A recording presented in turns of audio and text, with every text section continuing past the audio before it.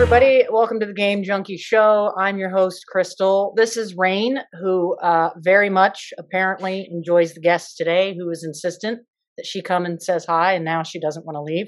So without further ado, we will introduce today's amazing guests. You all probably know him. He's just incredible from Justin's Gaming, everybody. Please welcome Justin. Hello, thanks for having me on once again. Always a pleasure, and always a pleasure watching the videos you guys make. So, thanks so much. Thanks for coming back on. It's awesome to have you back on. Second time for both of you, as you'll all see here. Everybody knows him as Canada's favorite cowboy. Jeremy's back once again, folks. Howdy, hi. Yeehaw, motherfucker. Yeah, I was gonna say yeehaw. Yeehaw. I had so much fun last time, and I'm glad to be back. I know, and that was a really banging idea. A sad one. Yeah, it was a good one. This was sort of kind of Jeremy's idea. We were we got to geeking out about like games with really great immersion, and we thought, holy shit, this is an awesome idea for a show. So that's what we're going to be talking today, is about immersion. So really quick, I just want to do a little icebreaker for folks to get to know you guys just a little bit better as my dog gets decapitated. Background. So Justin, I'm going to start with you. What is your favorite video game console of all time?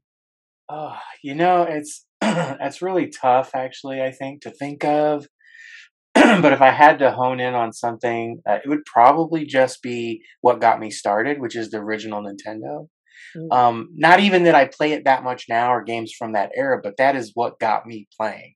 And if it wasn't for that, who knows if I would be playing today. So I got to give it props as like the number one kind of heartfelt, that's what got me in it. So yeah, I think that was a big catalyst system for a lot of 80s babies. Yeah, for sure. We're dating ourselves here. Jeremy, what about you? What is your favorite gaming console of all time? It's tough, but I would say the PS4. I know it sounds modern. I get it. That's fine. Because in high school, it was a PS3 360 for me generation. And the PS4 is when I kind of got back into gaming. And I really got back into it in a big way. So I think that's why that's where I played the most games. That's where I played the most hours, had the most free time. So the PS4 for me was very much a defining era for me in gaming. I think PS4 was, I would probably put it, I would maybe actually say it might be my favorite because I felt like the exclusives that generation launched were insane. And we're getting a lot of those franchises that are continuing now. You're really kind of distracting also too. So is that her first appearance? Do what? Is that her first appearance on the podcast? Recorded, yeah. Normally she jumps on. Yeah. She's like a Karen. She's super, super nosy and has to be in everybody's business. Normally she takes off when we go to record, but I think maybe she likes you guys' voices. I don't know. To me, what immersion means is if I think about that in a game context, I think, how can I manipulate the world or interact within it? Is that what you guys think of when you think of immersion? Justin, go first. Okay, so immersion, I think, is tricky. I think it's a really tricky thing because I think what is immersive to people can be various. It just depends. So one game might be immersive because of the way the world reacts to them and the things you can do in the world. But one game might be really immersive just because they've crafted such a wonderful world, whether it's linear or not. You just get pulled into, say for like Uncharted or something. People could find that really immersive because it's just so well executed. So, immersive in a sense is kind of a broad range, and the tricky thing about it is I couldn't tell you what games I think might be immersive to me that I haven't already played, because I could play something and think it is or going to be, and I'm like, it didn't click for me. So I don't know if I'd call it immersive if it doesn't click for me. So I think immersive can be, if you're breaking it really down to a person, it's really kind of characterized by how much that game sucks somebody in, and to various reasons: soundtrack, graphics, design, all that. But if we're talking strictly like immersive sim games, well, then I think there's a bit more to it. So it depends on which one you want to know. Yeah, no, I use the term vague intentionally just to see like what dynamic would occur, because it's so subjective. Like, Jeremy, what do you think of when you think of immersion in a game? I think Justin's right. It's very tricky, and everybody will feel differently about it. For me, immersive means it could mean just feeling immersive as a gamer, as a player, feeling like you're in this world. I've always said that being a gamer and playing so many different kinds of genres like we all do, people travel all the time. Or you can be a gamer and you can travel to all these places, right? Like playing, obviously, Red Dead Redemption as a franchise. You're in the Wild West. You're not in the same world anymore. So you're immersed in this world. If you're playing Days Gone, you're dealing with zombies. You're in the apocalypse. So I think every single game out there has its own immersive elements. And I think being a gamer is almost like traveling, but you're traveling through digital worlds, fictional worlds. That is an awesome articulation of it. That is so incredibly true. So then, based on your own interpretation of immersion, right? Jeremy, I'm going to start with you because you were really kind of the catalyst to this whole idea for this show. What is a game that makes you feel incredibly immersed within it? I think we know what you're going to say, but share with us. Yeah, we could say so many of them. I will say the easy one is obviously Red Dead Redemption 2. And the reason being that we've all heard this, especially Justin. So many people play this game and they complain about how tedious so much of it feels. They don't like how the horse feels. They don't like that the horse dies or can die. They don't like that you have to feed your horse or pet your horse. They don't like that Arthur runs really slowly or walks really slowly. They don't like that you have to, when you're looting things, the looting animation takes a while. They don't like that because it's very immersive. They want you to feel like you're Arthur Morgan or John Marston. They want you to feel like you're a cowboy. They want you to feel like everything, just like back then, will feel tedious. Nothing feels like Assassin's Creed or a superhero video game where you're flying or you're jumping or things are fast, fast, fast. Things are very, very slow in Red Dead 2, just like in Westerns. In most Westerns, they're very slow. So I think that's when I think of immersion because you're really the character, you're really in this world, and everything you're doing is deliberate. Every single thing in that game is deliberate. And I think people are so used to things being faster or immediate. So I think, Rockstar games really put you in the shoes of a cowboy and they're like, that's it. Things will be slow, things will take time, but that's where you are. Have fun. I mean, in my personal opinion, based on what I think immersion is, Rockstar's, at least the last handful of years, has been the king of immersion. Because I would say the same thing about Grand Theft Auto 5. The way that I could interact with the world and how many choices I had was just absolutely incredible. One of the things, and I'm normally like, I appreciate fast-paced stuff, but with Red Dead Redemption 2, if I ate a bunch of crackers, I would become fatter and my stamina would reduce. That is so fucking cool. Like, I just think that those are really neat details. I appreciate that. The beard grows. That's one of my favorite things is like the tonic. I don't know why I'm obsessed with it. If a game lets me adjust my physical looks, I am all about how handsome Arthur is and changing up like my beard and like going to Saint Denis and getting a nice outfit and like doing my hair and letting sweet Mary scrub me in the tub really well, like playing poker. So awesome. I could waste so much time and so many quarters on baths. It's not even gonna lie.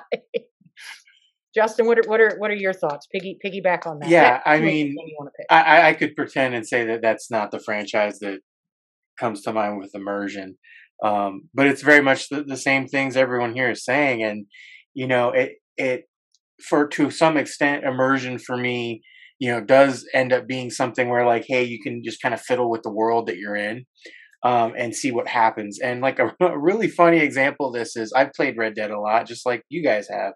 I was playing it the other day, and something happened that I've never seen in my playthrough at all. I was kind of being a bad Arthur, which I normally don't do. I'm one of those people. If I have a moral decision to make, I always go good, and then I'll try to go bad, and I'm like, no, I can't. But anyway, so I antagonized the guy after he talked some lip to me, and he was by a campfire. So of course he pulls his gun out. So I pull my gun out. Well, he steps right into his fire and catches fire and dies. And that was it. Like, he just died. And I was like, okay. So, but yeah, like he was saying that the immersionness of like things are deliberately done a certain way, and not every game that does immersion has to be that way. But Rockstar clearly has a design that they want to do in those kind of games, and they do that. And if you either like it or not, and and I kind of think it kind of translates like to something like Witcher 3 also. There's some people that don't like how Witcher 3 feels. And they even went as far as to try to change controls for people for that because they didn't like things and changing things. But it always just comes down to like the designers and what they, their vision, I think. And some will do anything to stick to their vision, and some will be like, okay, we can tweak some things. So I think Rockstar games are extremely authentic. That level of like authenticity. Jeremy, go ahead. Yeah, so I have an interesting thing to say against our answer and against Rockstar in a funny way. In Red Dead or in GTA, all those games, you can't kill any characters. I mean, you can't kill Dutch, you can't kill John, you can't kill Abigail. Do you find that goes against the immersion? I'm curious. That's a really good point. I never thought about that. It's like because like for Arcane Studios, immersion sim means killing anybody, doing whatever you want. While in Red Dead 2, sure, there's a lot of immersion elements, but you can't do whatever you want. There is still a structure to follow. That is true. I'm glad you said that, because when I think about like the Outer Worlds or Fallout, even in Fallout where you can't kill an NPC, in the Outer Worlds you can, but in Fallout you can say, fuck you faction, and they'll hate you forever. That is a limitation in Rockstar. It's almost like plot armor. Like somebody could say, oh my God, Trevor's a psycho meth head and he's going to mess my game up.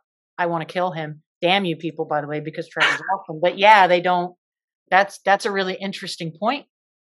Yeah, just to be clear, I do love that. I do love that you can't do that. But I know there are many who think of immersive sim and they think of doing whatever you want. So I feel like the difference in that, and this will be dependent on the developer, but a lot of times with something like that is if you have a very crafted, structured storyline, they're not going to want to let you do that. There's exceptions to some games, but ultimately I feel like where you can kill or do anything, it's one of those things where it's kind of like, while the characters might be kind of important, they're not the thing to play the game for. And I think Rockstar, there's no denying that they like dive headfirst into their character and their writing and all that stuff. So I mean, you would just basically be derailing the game that they're trying to do, and that also goes into the design of the games. Like, for example, another complaint that like Red Dead, for example, has is that when you play a mission, you can't really do it different. You got to do it as it is. And it's because basically each of these missions are almost like mini set pieces, so the fun comes in the design of how you get to those missions or the things in between and how the world gets interacted with. But once you're in that mission, it's kind of like, well, you got to play it this way or you're going to get a game over, checkpoint, whatever. And I think it just comes down to boiling player expectations to, the level of just, go into something knowing what you're getting into, because, it'd be one thing if Red Dead or a game like that said, yeah, you could do anything and you can kill anyone and all that. But, if a game doesn't make that a bullet point, I wouldn't necessarily hold it against it. Yeah, to that point, we've both played Weird West, which is an immersive sim. And to that point, the characters aren't that important. Like, the story isn't the focus, I think, in a lot of ways. It's the gameplay. Correct. So you're right. It's like, that's why they can afford to let you do whatever you want, because the story isn't like Red Dead 2 story where it's a masterpiece, a cinematic masterpiece. And it's I find that games that do allow you to do that kind of stuff, there can be a good overarching story. There can be this like, here's another example for I wouldn't call them immersive sims, but the Until Dawn and those kind of games. They have this really good like focused story, but people can die, at various points. But it's not like you're not like saying, well, I'm going to make this. Well, I guess you could technically, like, I don't want this person to live. I'm going to fail this checkpoint thing or whatever. But, those games aren't, and like I say, it's kind of weird, right? Because in those games, they're not as open. So they can still kind of write these characters really well in those games. But those games are also very limited in what you can do. So I feel like there's always pros and cons, and it also comes down to how a game developer designs it, and budgetary constraints. So again, like with Weird West, Like Yeah. there's a story, the characters are there, and you can make lots of different choices and kill things.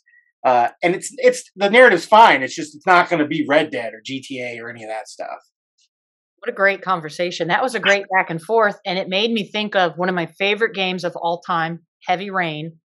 I loved how you had to interact a lot with the environment to solve things, but I like how many options there were that you could lose very significant. Like you could really fuck that game up, and nobody was off limits. And I appreciated that. So I found that to be a kind of a level of immersion within the narrative or the writing, because there's so many ways that you could define what that immersion is. Yeah, and for those games too, games like Heavy Rain and anything that is like that, the new one that's coming out, The Quarry. It's like you see some people play those games and they're just like, well, I can't do this and I can't do that and I can't, and it's like you're just setting yourself up for failure. Like, do a little research on your games. I'm not saying you have to watch a full walkthrough or anything, but kind of, especially as you get older, you kind of know what you like, don't like, or willing to try. Maybe you don't want to try, or maybe, I'll check it out, and kind of that. But sometimes, it feels like people play something just to be like, yeah, it's terrible and I don't like it. And yeah. So, but that's another whole discussion. That's a whole nother video game discussion. That's what Twitter taught us, is nobody hates games more. And and speaking of The Quarry, I just saw a thing that said they have like 186 variations to the ending, and I'm like, oh wait, you're talking about Supermassive, right? Yeah, games. 186. It was on like Bloody Disgusting, and I was like, I'm sure they're not all like super unique, but if there's that many little variations, I'm like, well, okay, there's got to be how many people die, don't die, but maybe there's actual different arcs you can go down, and which got me, again, back to the discussion of like immersion and stuff and making choices. A game just like those, it might not be the most in-depth game, but even if you can kind of fake giving a player the illusion that you can change something in a game in a very story-driven element, it's just powerful.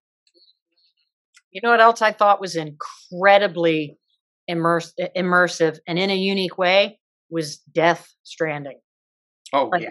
The whole environment mattered. And at first, I was almost one of those people. I was like, this is dumb. Like, I'm just fucking walking. Why is it so hard to walk? Like, is the whole game going to be like this? I'm not this patient. This is fucking stupid.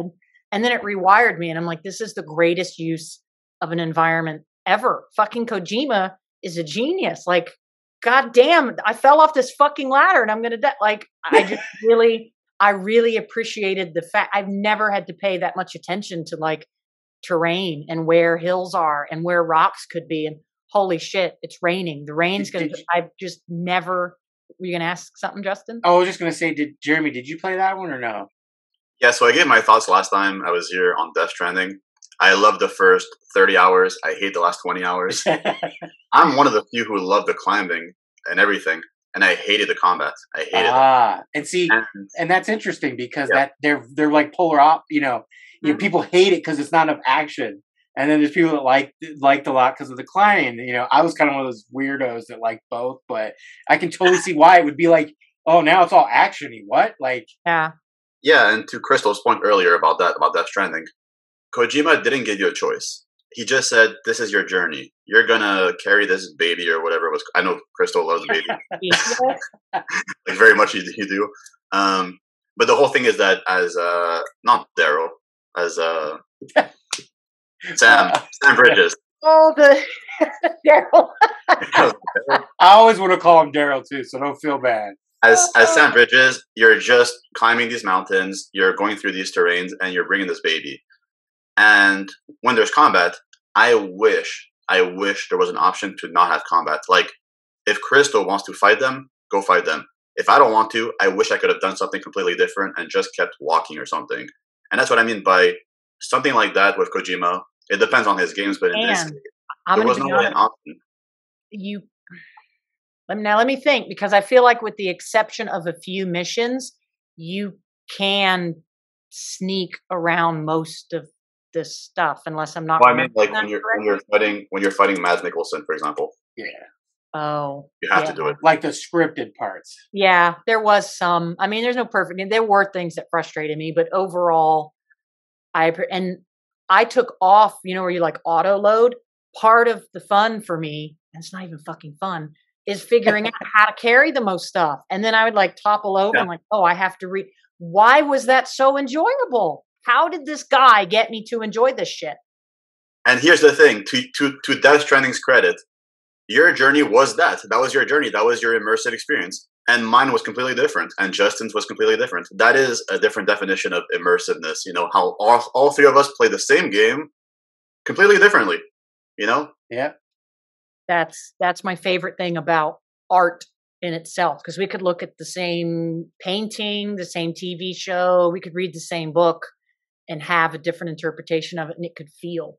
And to kind of to go with what Jeremy's saying is like, to this day, Death Stranding is one of the few games when somebody asks me, should I play it? I go, boy, that's a big question, because I really don't know. Because I myself wasn't sure I was going to play it. I mean, honestly, it was one of those games I just was like, you know what? I don't get that. I'm reading these reviews and I don't really understand. So just F it. I'm going to try it. And if I like it, cool. If not, I'll get rid of it, whatever.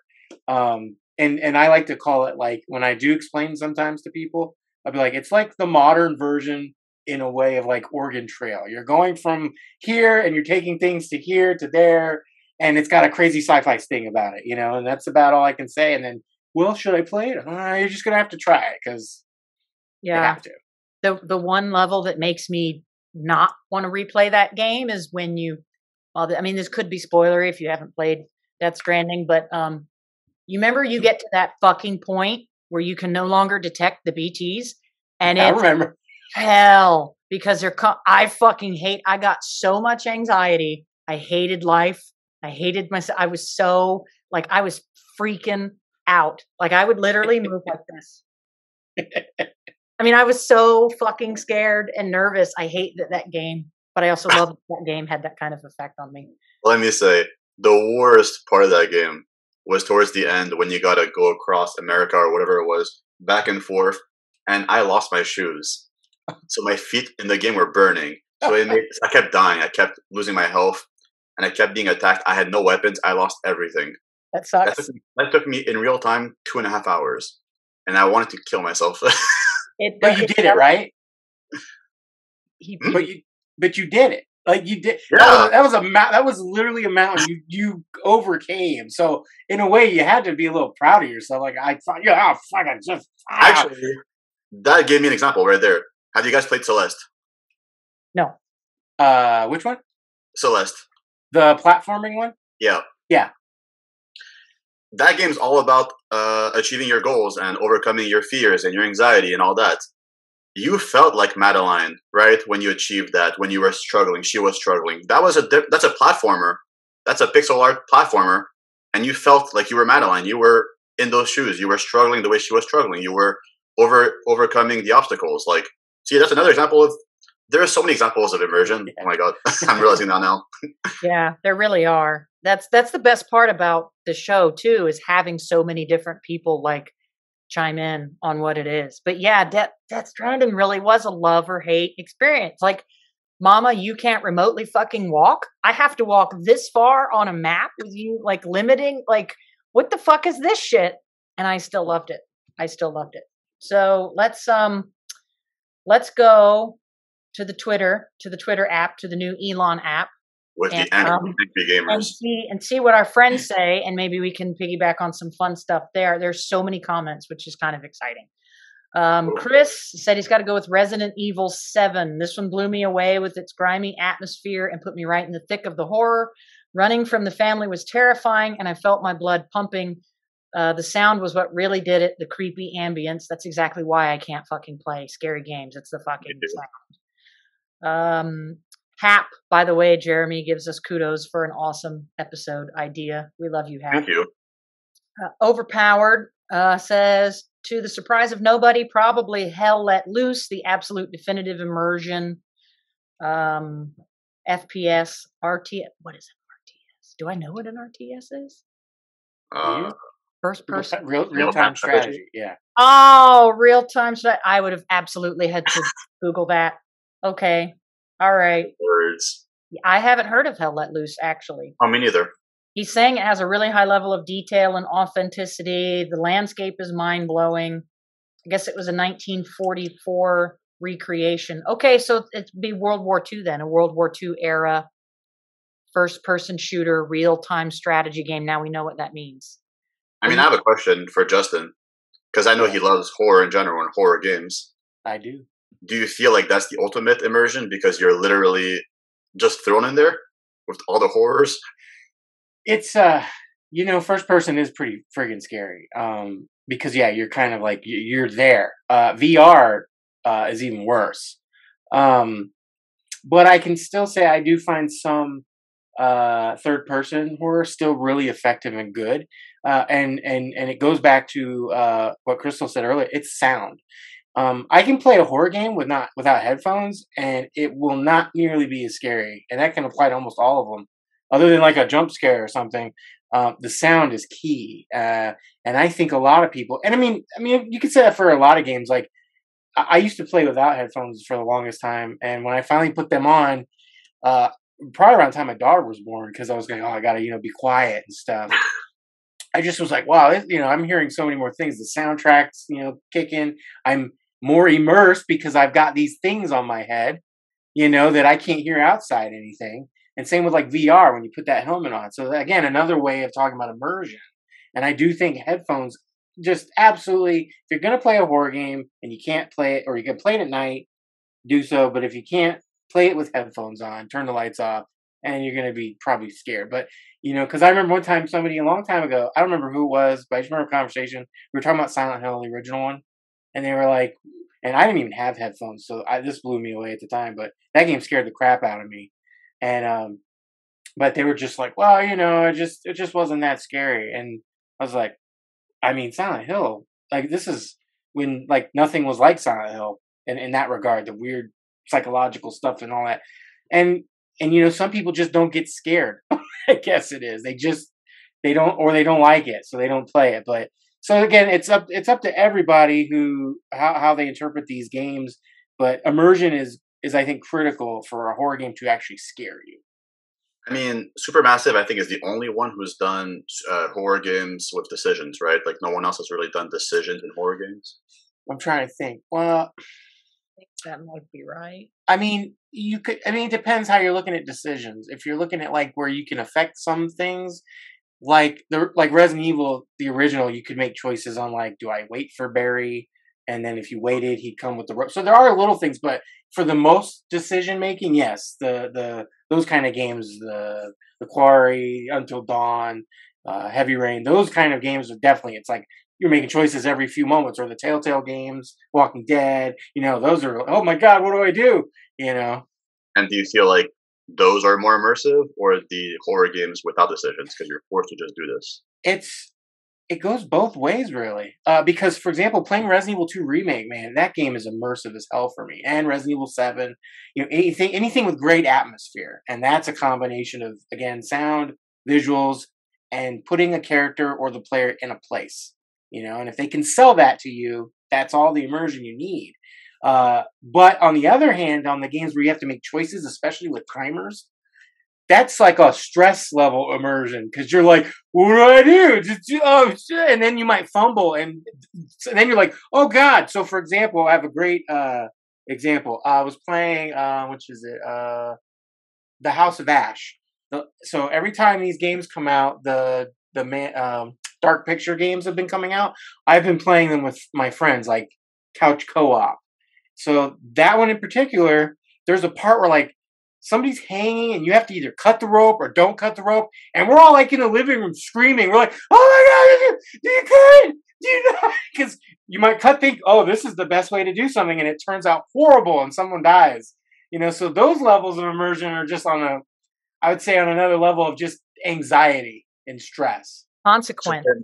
That's what I think about it. Do what? I remind me that Until Dawn, when I played with my friends, if you play by yourself, it's like decisions. Yeah, you're immersed in everything. With my friends, it was like 6 of us on the couch at my friend's house, and we all chimed in with our opinions. That's a different level of immersion than playing it by myself, which has immersion. So it's like immersion has like literally 1,000 definitions. It's so crazy. That's why I like Hidden Agenda. It's because you and your friends can drastically change how that game goes. You can compete against each other in it, which I thought was fucking phenomenal. But I like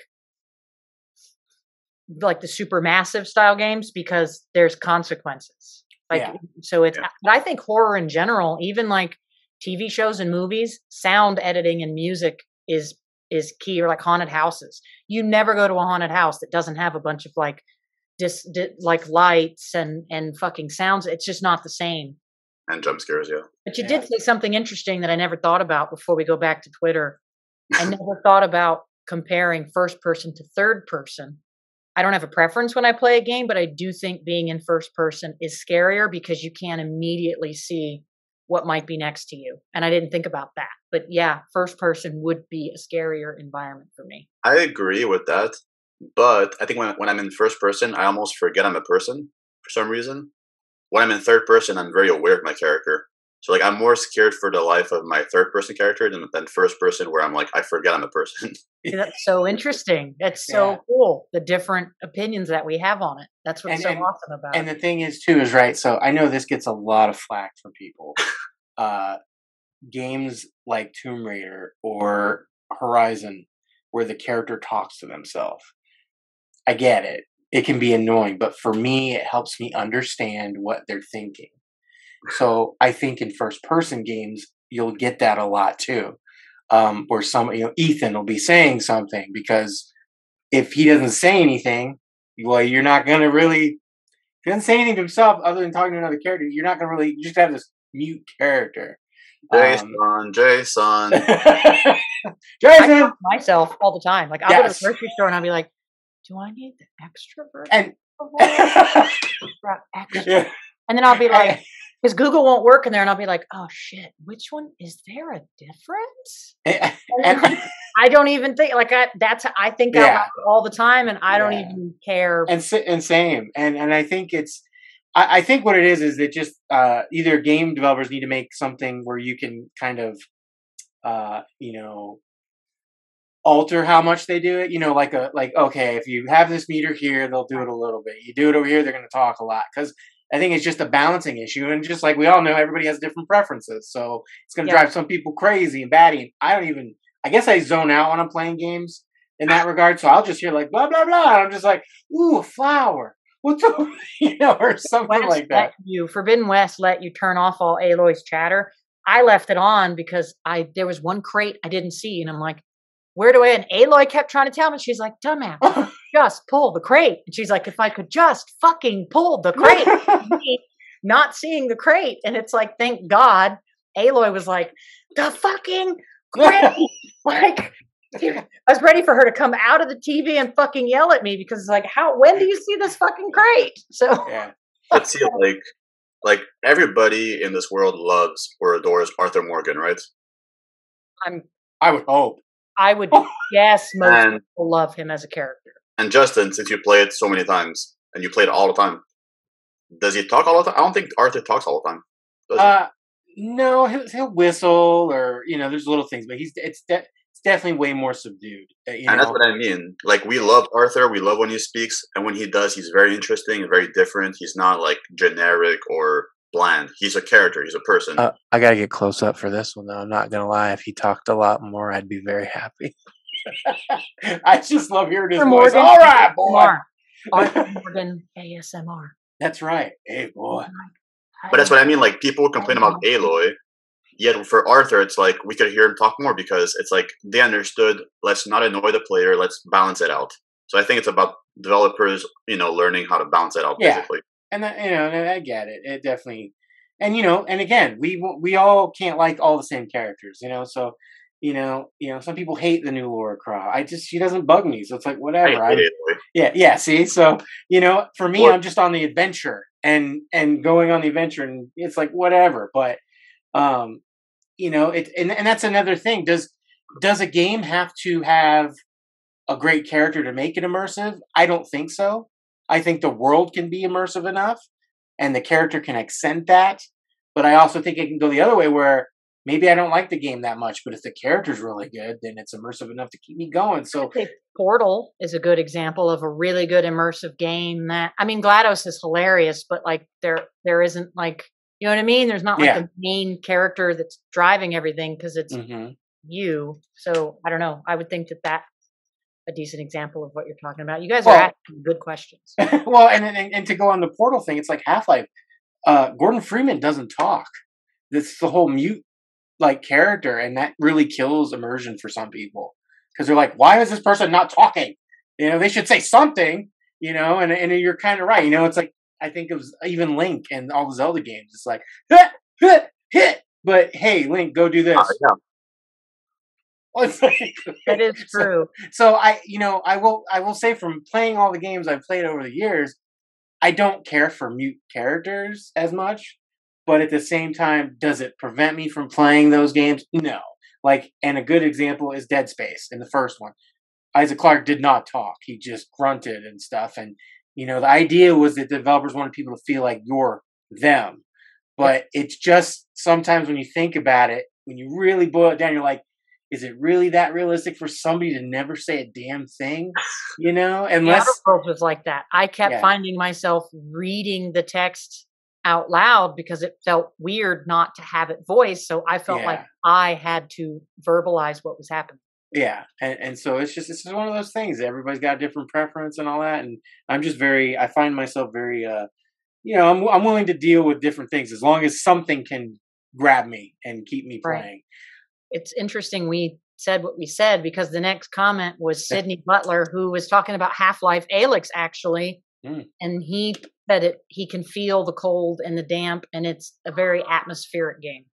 So I'm guessing that maybe from him, his name's, isn't it Gordon, right? The dude with the So and orange yeah, coat. Gordon Freeman is the main character in the main Half-Life games, but in that one you were playing as Alex, who is Okay, who is the daughter of one of the scientists. I Um, vaguely remember that from, I think, the orange box where you yes, got that in the Portal yeah, she was game. the girl that was with you a lot in Half-Life 2, Gotcha. throughout the game.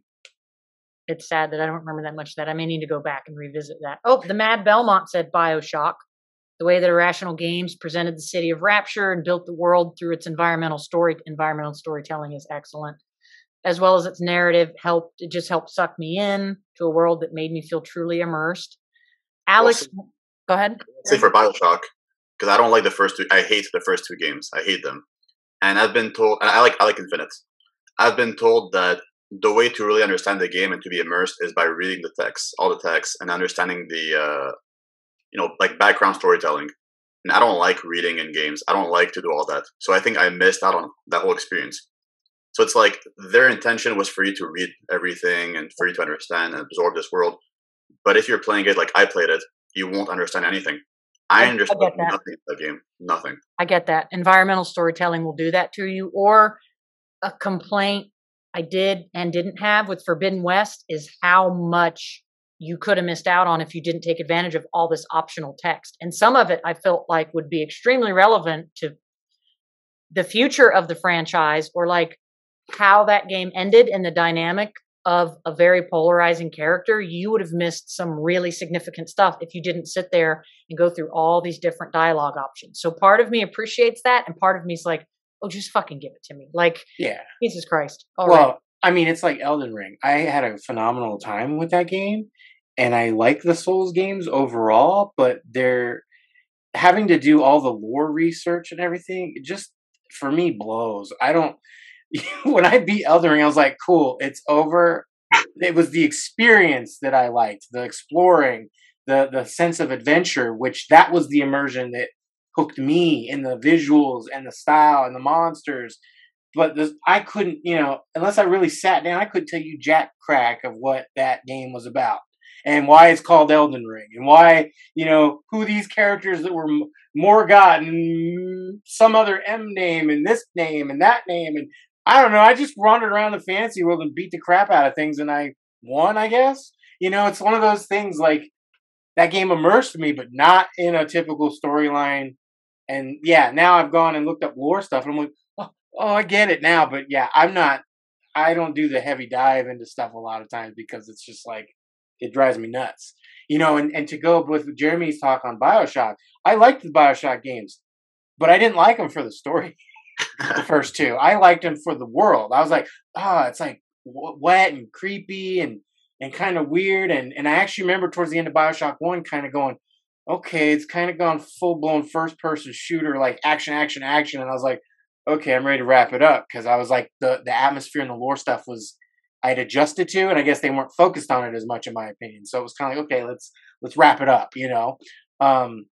So yeah, I don't know. It's just again, it goes back to that like depending what a person likes and doesn't like, and what their definition of immersion is. But I can't even tell you the definition because it's just so different, even for me. Whatever I find immersive will change between each game. But I've heard so many gamers say that Bioshock is the best story of all time, and I'm like, what story? There's no story. They're like, did you not say that? Reddit.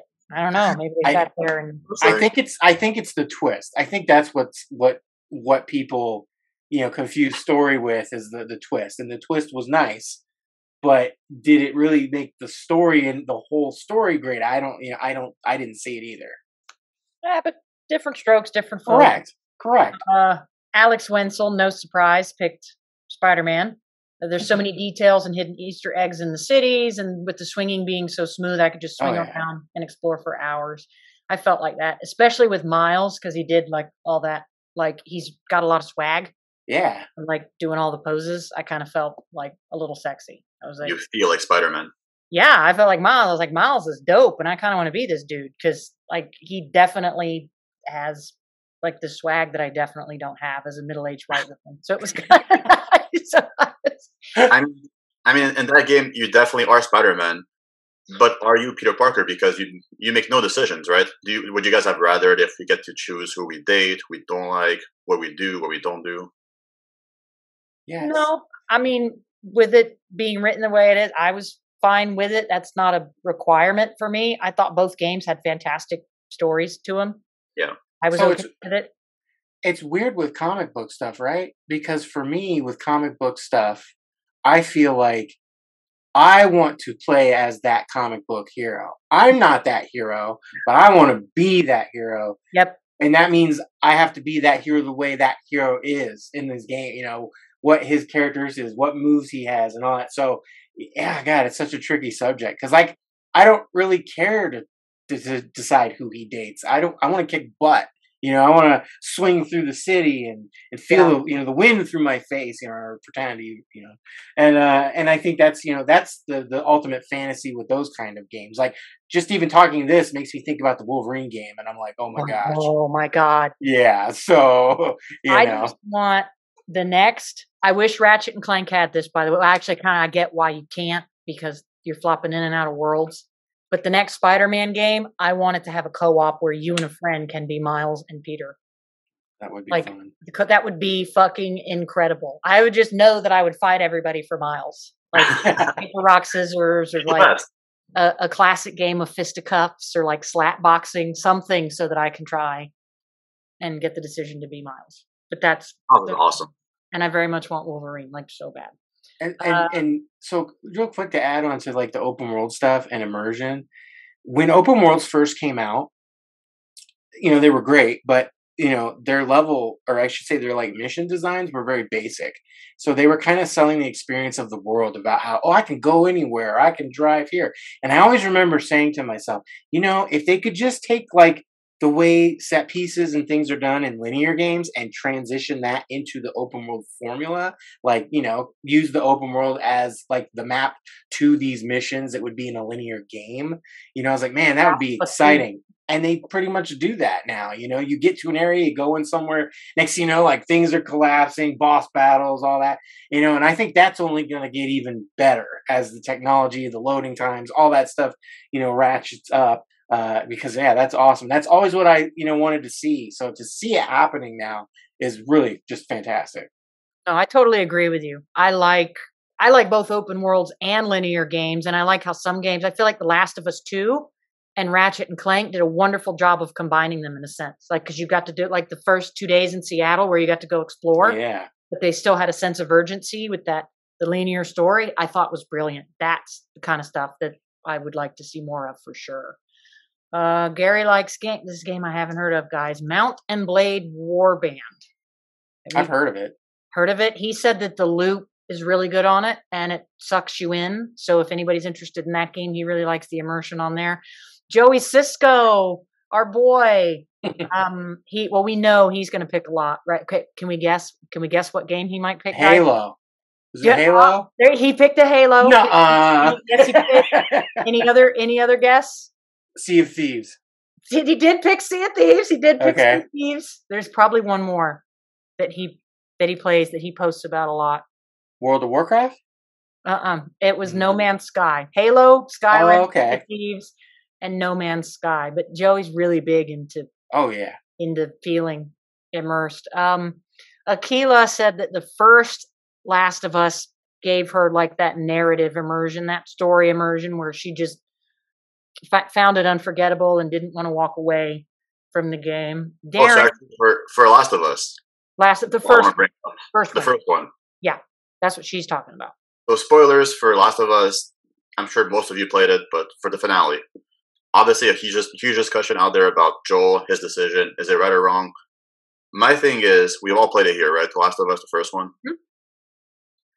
When you're at the end in the hospital and you're about to rescue Ellie and you're Joel, I don't know about you guys, but I was in full Joel. I felt like Joel. I was immersed in Joel. And I was like, I'm going to take down anybody I have to get to Ellie and save her. And I think that's one of the greatest examples of immersion in any video game, where I felt the rage Joel felt, and I was ready to kill everybody. You loved Ellie like a child. Exactly. You felt what Joel felt. You were, when you were playing that, you were Joel. Yep. That's why I can't understand when someone's like, why did he do it? I'm like, did you not feel immersed in Joel? He wanted to save Ellie, his daughter. You know, I did feel bad though, because it's like Justin was saying earlier. When I make terrible decisions in a video game, it's like, oh my god, this is an awful fucking decision. Like, you shouldn't do this, but it's just a game, right? I knew this is awful. You shouldn't slaughter these people. She could potentially save all this. So if she was anybody else's daughter, I would be like, I want humanity saved. Sacrifice her.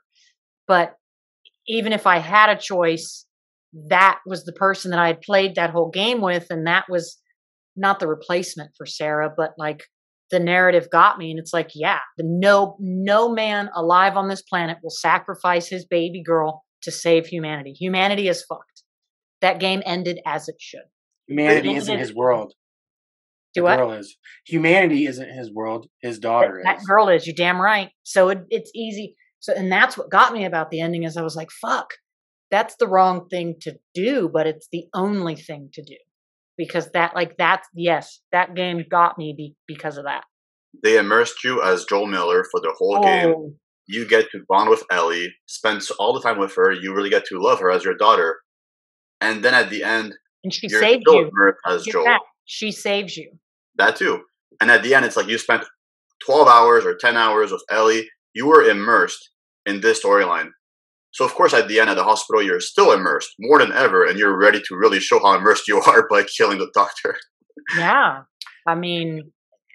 And it's a very strong, a good example. And I have another great example, at least for me. I don't really hear people bring this up a lot, but this hit me really hard, and not really so much in an emotional way, but in Red Dead, going back to Red Dead, of course, in Red Dead 2, if you haven't beaten the game, spoilers here, fast forward a little bit, but when you play as John later, and he's a farmer, and you're doing all these things to become a family man, one of the things a lot of people say is, the pacing at this point it goes out the window. You're doing you're literally cleaning up cow shit or pig shit and other things. And it just even as a player, I was like, I didn't mind it, but I was like, boy, this doesn't, I've been playing hours of this game now, hooting, tooting, shooting, killing people and now I'm a farmer, and it was kind of like, okay, sure. And, doing this thing.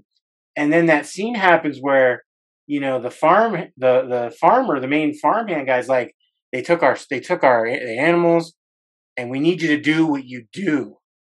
We need you to do what you do. And you get your guns back and you start to shoot, and the emotional, yeah, I was a killer and I'm going to do what I've been doing and killing. And it felt so good because I wasn't farming anymore. I was killing these evil bastards who were taking this farm, trying to take all their stuff. And I felt it. I was like, Yeah, I've been doing this for hours. I was feeling just like John. Why am I doing this farming shit? This isn't me.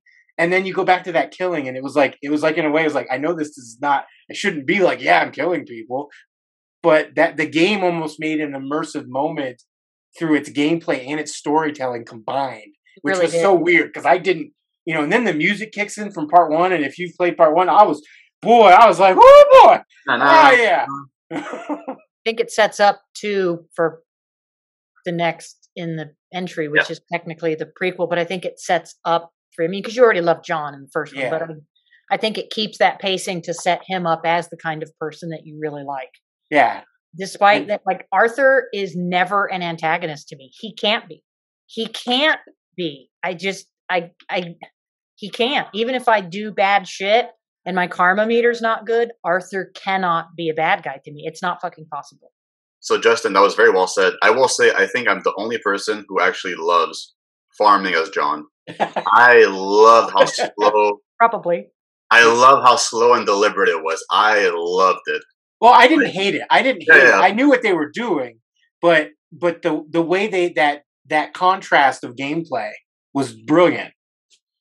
That's the thing. Like, I felt immersed as a cowboy, not even as a gunslinger. As a cowboy, I was just a farmer, and people always say, or a lot of people say, I wish they cut the epilogue. I wish we didn't have to do this. I'm like, are you kidding me? That's some of the coolest things in the world. That's the connective tissue for one, from 2 to 1. If you cut that out, I mean, I can't see how you could do that. And the thing is, too, is Crystal, did you know that the shot? I mean, you probably do, but in case you didn't, during the end of that scene when he goes after those farmers, the shot that he takes with his shotgun is basically the same pose he has on the cover of Red Dead 1.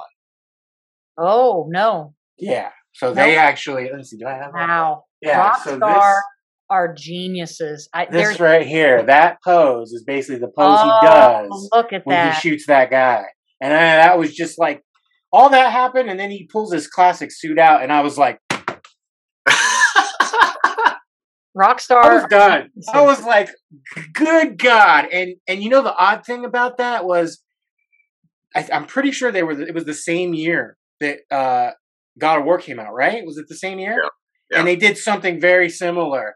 And I was like, with the Blades of Chaos and I was like, there's no way they each knew what they were doing. Oh, you're right. But they both had that moment where it was like, yeah, I could do this. And then, So, you're completely right. I forgot that they both did that. Wow. Yeah. And it was like, whoa.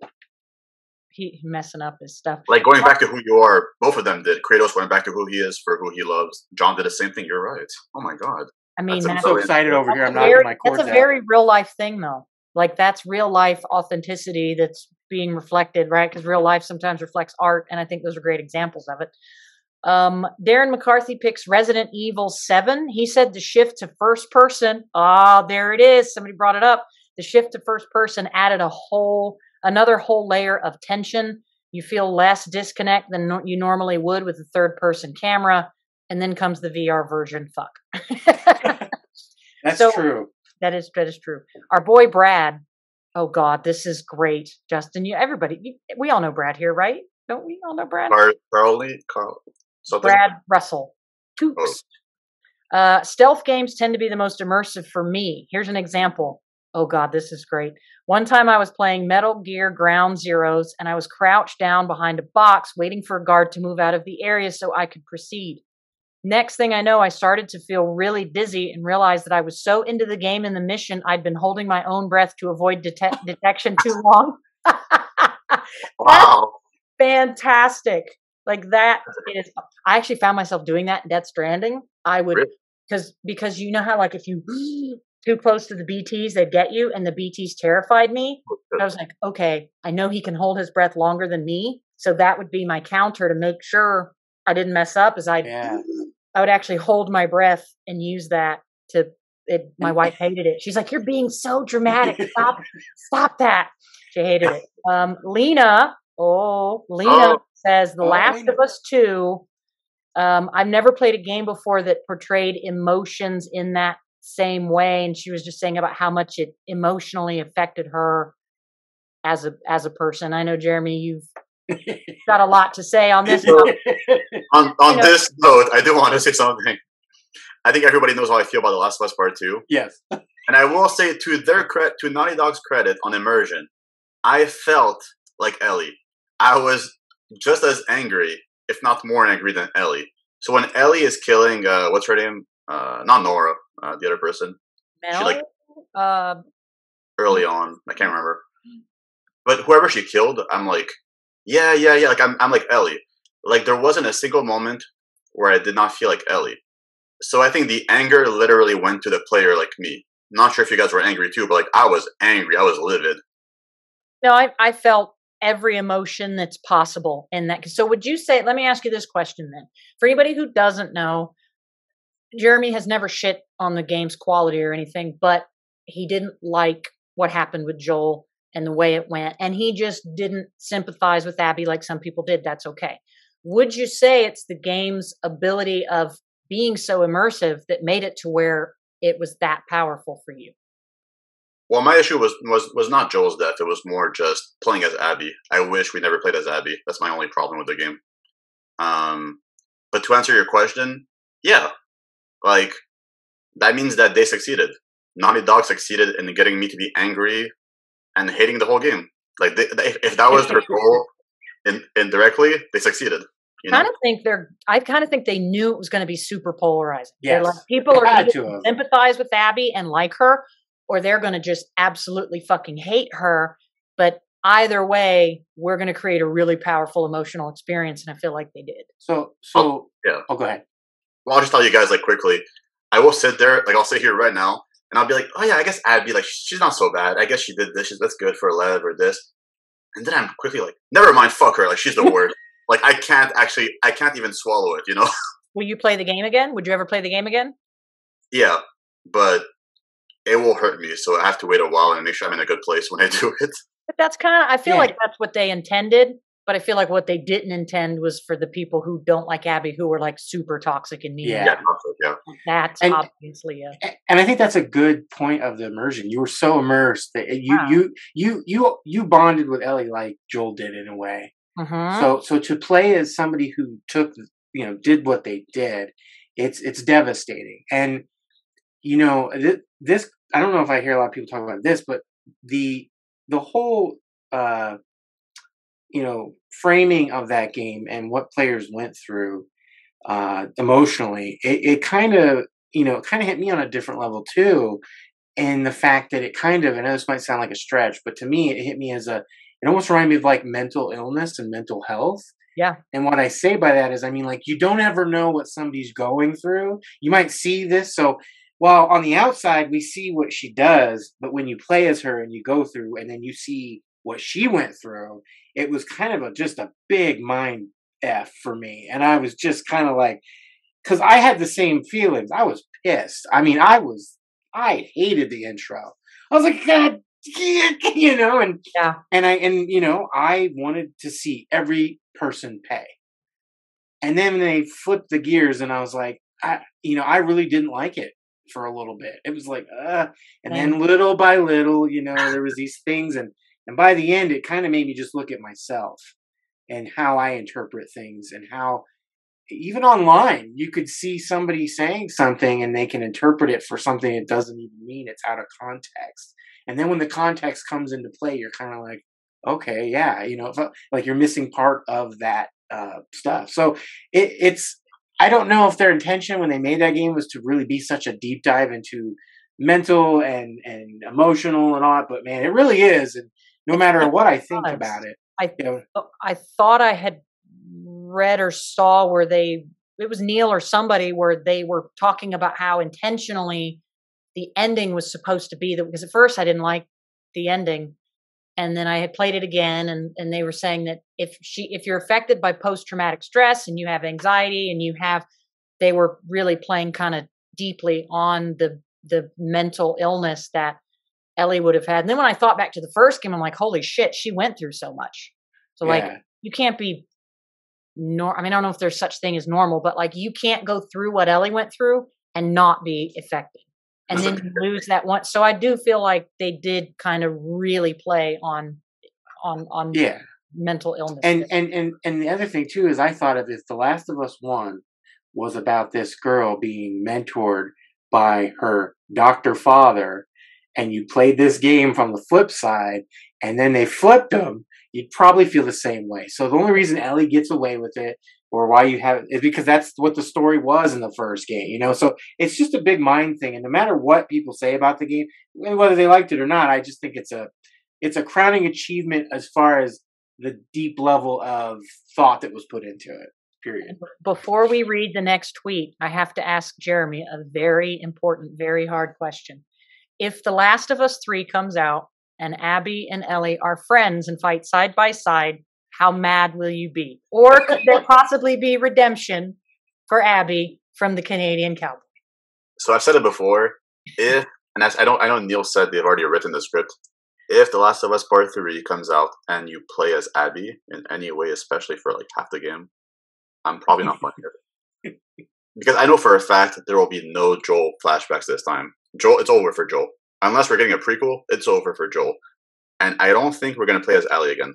I think it's going to be Abby and Lev. And I think it's going to be like a Last of Us 1, but for Abby and Lev. I am not playing that. I'm going to be too angry. I can't do it. I can't. She can't. She probably can't have a redemption arc with you. Not to that extent. And the great thing about this is, like, when I hear Jeremy talk about this, I'm not mad that he has this thought, or I get where he's coming from 100%.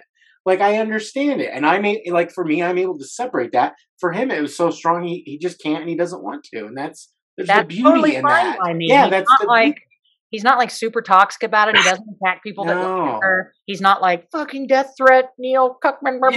Like it's simply an opinion. And Jeremy felt really strongly about it, and that's totally okay. Yeah. I'll tell you this much. I've played probably over 700 video games. I've watched so many movies, so many shows. I've met so many people. I've never, in my entire 26 years of life, hated anybody even half or a quarter as much as I hate Abby. That's how deep it goes for me. Yeah. It goes really the game did its job in emotional immersion. I mean, Joel's my favorite PlayStation character of all time, and he's like right there with Arthur for me. So it's like if Arthur got murdered in a sequel, or a sequel to if let's say Arthur got murdered by Micah, and then you play as Micah for half the game, I would hate it. I would completely hate that. No, Micah would never. Micah would never be redeemable. Fuck him. I totally get it. Yeah. I think it did its job. I think that's a credit to Neil understanding the medium of video games and how to tell story, and Naughty Dog's ability. It's okay. It does suck that I do recognize a lot of greatness from part 2, but I just can't bring myself to like it. But I do recognize obviously the visuals or I love the flashbacks. The greatest flashbacks in any video game, of course. So fucking good. The editing is so good. And there's nothing wrong with that. Like, there's a couple movies that I really, what was it? Like Saving Private Ryan. I don't really want to watch that movie again. And that movie was amazing. But there were so many strong elements to it and emotion and drama that, like, I have not watched it again. And I might watch it again, but so it doesn't mean it's a bad movie or anything. It just means, like, it hit me on levels. I'm just like, you know what? I'm good. I don't think it's good for your mental well-being to put yourself through that over and over and over and over. Like I can't play games like that all the time, or games like Death Stranding all the time. So let's see what our boy Pillow Fort has to say. Oh my God, this is a small novel. It's going to be good. This is good. Ghost of Tsushima has me really into it right now. I bow to almost all of my defeated enemies. I regularly wipe the blood from my blade in between battles. I fight with honor just like Uncle taught me. Another good one that is awesome, right? I didn't even think about that level of immersion. Another good one is Titanfall. Pilots are fast and agile, and the game does a great job at making me feel like I need to do everything quickly. So he's saying immersion is when you want to regularly use all the systems that the game has built. So question for Ghost of Tsushima, and I won't spoil it. The ending has a choice. I won't say what it is. Yep. And The Last of Us Part 2 doesn't have a choice. Did you guys feel more immersed in the ending of Ghost of Tsushima because of the choice versus The Last of Us Part 2 with no choice? No. I didn't beat it, so don't hurt me. I won't say what it is. did myself a disservice by playing Ghost of Tsushima immediately after I finished The Last of Us 2, and Ghost just could not feel. I was still so emotionally impacted by The Last of Us 2. It was harder for me to get into I replayed Ghosts 6 or 7 months later. I like the game, but it fails to grab me and affect me the way it's done for a lot of the fans of the I game. adore Ghost. It's good. I mean, it's a great game. I just didn't fall in love with it like a lot of people do. I like that. I like that there is a choice in the ending. I do like that it lets you play honorably, or it lets you be a sneaky son of a bitch that's making sure there's hurricane weather, which is me. Like Pillow Ford, I think Pillow Ford was saying, like, yeah, you get to decide if you're honorable or not honorable. Kind of like Arthur, you get to choose one or the other. So, but the game was really cool. If you don't play honorably, the weather is always bad. So it's yes, when you like, if you slaughter people or you use assassin weapons, it brings on clouds and rain and thunder. And I was like, why the fuck is there no good weather in this game for me? And then I realized it's because I'm not, the more honorable you play, the more sunny and good the weather is. So if you stop playing your flute, that will clear the skies temporarily. So I never saw rain I never saw rain once in that game. Were you playing honorably? Oh yeah, the entire time. See, that's the difference. Is I did not play with any fucking honor, and it was like constant. I didn't see rain once. But I thought that was an awesome detail and a level of immersion. The wind and stuff. It really is a great game, and it had a lot of great twists. I liked the characters. I really did enjoy the game. It just, some people are like, "Oh my god, it's the best game I've ever played." I just didn't feel quite like that, but it's a good game. So I think I can add to this because I didn't beat it. And what I will say is that the game immersed me in ways not related to the storyline. For me, I was more immersed in the visuals, the world, the combat, and I love the whole like wind thing and the foxes and all that. But storyline wise, it didn't grab me, and that's probably why I didn't finish it. But what was there was quality. Something else came out, and I got distracted, and then that was why. But I mean, even looking back at it, the game felt amazing to play, and I loved the one-on-one, like the sword fights and stuff. It was just phenomenal. And I might have been something kind of like what you're dealing with, where like you were playing Last of Us. I don't know what I was playing. I can't remember, but there was probably something there that whether I just played an open world game, so I had open world fatigue, because that happens to me. I think it happens with a lot of folks. But the immersion was there on another level versus even the storyline. And who knows, maybe if I do end up playing it, because I own it, if I do play through it again, maybe I'll get further and the story will immerse me a bit more. Because I think things like that game, Red Dead, where they just excel at is they put you in that time period. And that is what is just like, and if you love that time period, it is like, it's just, there's nothing that's going to beat it. Like, for as much crap as like the Assassin's Creed franchises get, if you love Egyptian stuff, dude, Origins is going to throw you for an amazing time. Because what other game lets you explore historically accurate locations to the extent that they do, just to let you mess around with, not even looking at the story and stuff, And again, it's like Jeremy said earlier, it's like these games transport you to times like a time machine. I mean, imagine if you told someone, hey, you can play something where you're going to go back to feudal Japan, or you're going to go back to the Old West and see, how it seemed to be. I mean, it's amazing when you think about that. And I really love that aspect about video games. And then you've got ones that go, for the crazy, things like the future, cyberpunk, or the horror stuff. But I mean, it's these games that take actual like historical events and craft their own sort of narrative with them is just, I don't know, it's just unmatched to me. I've always enjoyed Greek mythology, wanted to go to Greece. The Peloponnesian era was one of my favorites. So I'm like, oh, Assassin's Creed Odyssey is going to be in the Peloponnesian era. And I am so in love with that game because it took me to a place I want to go it took me to all of these things that I really liked. And it kind of explored a lot of that mythology. And I'm like, this is super cool. And that's what's really special about it. So I'm really happy Justin brought this up because he's right. Ghost of Tsushima, if you love feudal Japan, samurai stuff, that's your game. Yep. If you love Westerns and the Wild West, Red Dead is your game. Another game I thought about is Forza Horizon. I'm playing my first Forza game right now with Forza Horizon 4, and I'm not a car guy. I don't drive. I don't care about cars. I can't name you more than 2 brands. I'm not a car guy at all. That game, and I guess Gran Turismo, like these real racers, if you love cars in any way, shape, or form, that is your game. Those are your franchises. You're gonna drive those cars and feel like, oh wow, this is so accurate. This feels so good. This feels like, real life fantasy of driving. Like, that's their thing. And like Justin has always, or clearly always, loved westerns. So of course for him, both Red Dead Redemption games are like his dream games because he loves the setting so much. It's like Forza for racing fans and driving fans, but for Justin, it's Wild West and westerns and Red Dead. Like it's fascinating how it really goes back to what you're into, what your passions are. Like if somebody doesn't care about the Wild West or westerns, they might not like Red Dead Redemption 2. Even if Justin swears that it's the greatest thing of all time, that person will be like, yeah, but I don't care about slow westerns. I don't care about that. Yep. So it's really all perspective. It's fascinating.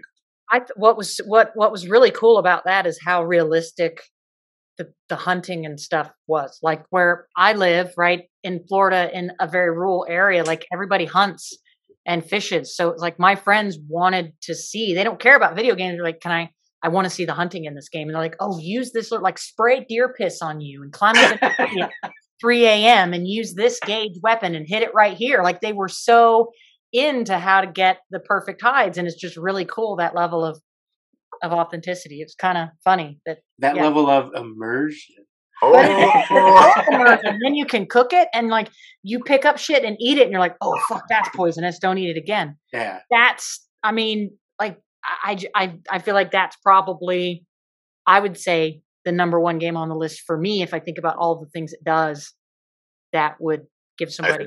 I think for all 3 of us. Probably. And it's not my favorite game of the list of all these, but I think that and Death Stranding just does such a good job of using the world. And the thing is I can go a little step further with Red Dead and westerns because I live in Arizona and I've been to Tombstone, Arizona many times and other small mining towns in the Southwest. And I mean, it's just this, it's like these little time capsules that you can actually walk through in real life. And it's like, it's great. And I mean, if there's a sense of place, the history there. And then I go on Red Dead or whatever, and I'm just like, well, now I'm like, doing the things that were done back then. It's not just that I'm visiting a place that has this history. I'm living that history in this game now in a way. And that's just, it really resonates with me. But real quick to kind of go back into my love for Western stuff, like I didn't always have it. Like as a kid, I kind of liked Westerns. I didn't really appreciate that I lived near Tombstone, Arizona. It was kind of like this epiphany that happened. And, they always say sometimes things change with people as they get older and events in their life happen. So for me, I actually went and contracted in Afghanistan and I was away from my family, friends, everything. And this was before I was married and all that. But, it was, it was one of those things that at the time when that happened, I had not beat Red Dead 1. So I beat Red Dead 1 there. And it meant so much more to me because it reminded me of home, of Arizona.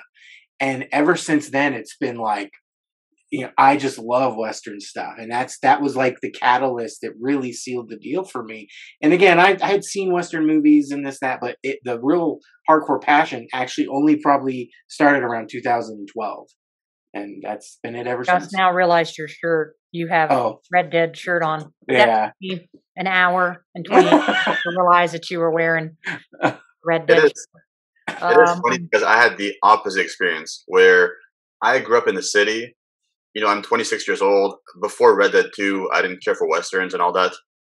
I've lived in a city. I've never been near the countryside. Like that's never been a thing for me. For me, it's more like the immersion for Westerns comes from I am so far away from that life that this is my immersion. This is my fiction. Like this is like for you, Justin. It's like you said, it's close to home. It reminds you of home. For me, it's the opposite. It's like completely different from home. For me, it's like this is where I go to get away from everything. Yeah, it's a new environment that's an escape.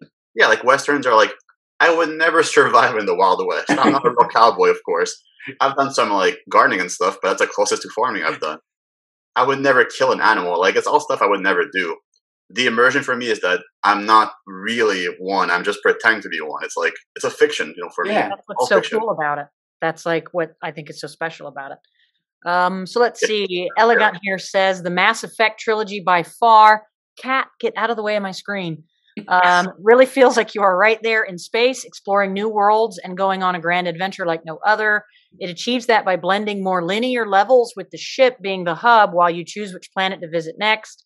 There's a lot of ambient sounds that are toned down, almost muted, acting alongside all the lens flares, and how distinct and otherworldly each location feels, and how familiar yet futuristic the human created location feels. It's immersion at its peak. Damn, that was articulate AF. I will say, I am currently playing my first Mass Effect game right now. I'm still early in the game. And this feels like a blueprint for like most Western RPGs we've seen in the last 10 years. I could see the blueprint right there.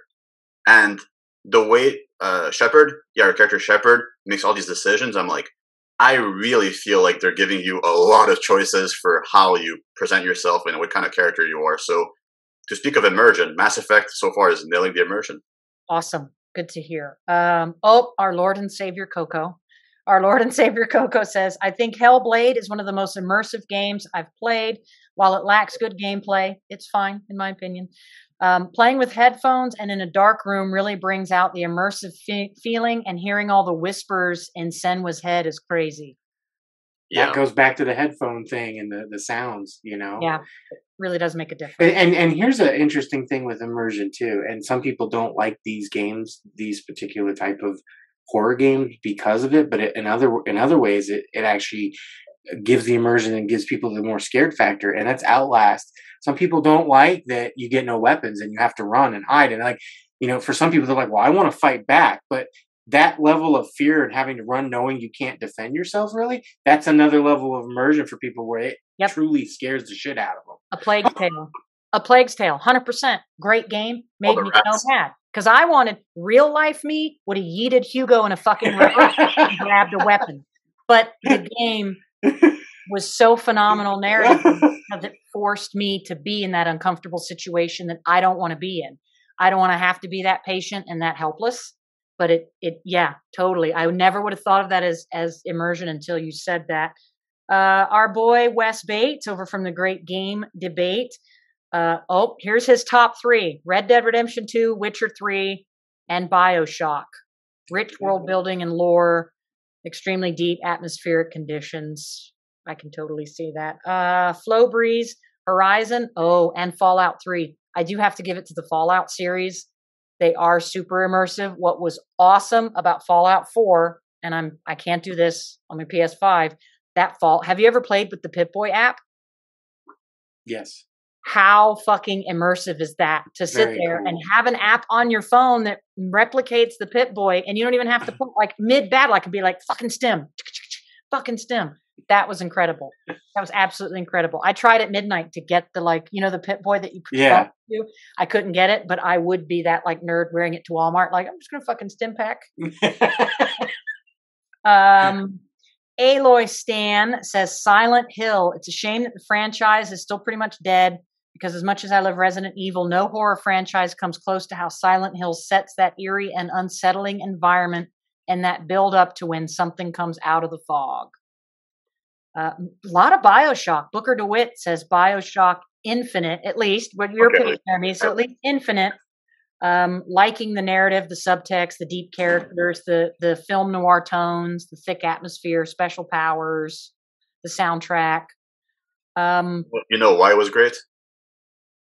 Troy Baker. Okay, that is true. Troy Baker is one of the cheating. Me.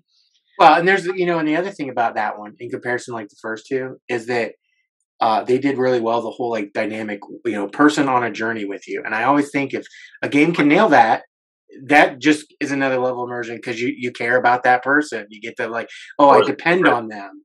Yeah, no, that is totally true. Like the traveling companions or whatever, like they become an integral part of how you feel about it.